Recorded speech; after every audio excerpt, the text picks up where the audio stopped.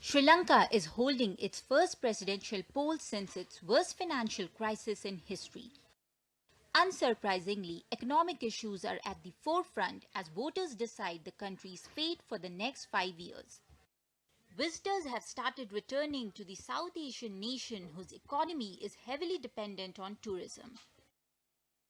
But with the cost of production rising, the situation remains bleak. With the economic crisis, we have not picked up anymore because the cost factor has gone 3 times more.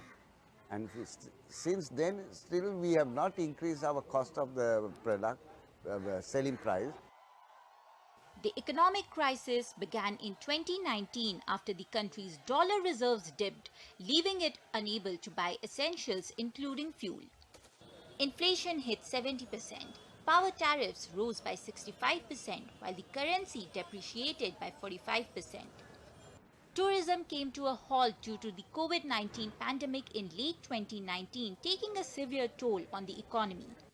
But the crisis also had a lot to do with the disastrous policies of then Sri Lankan President Gotabaya Rajapaksa. He forced farmers to shift to organic farming.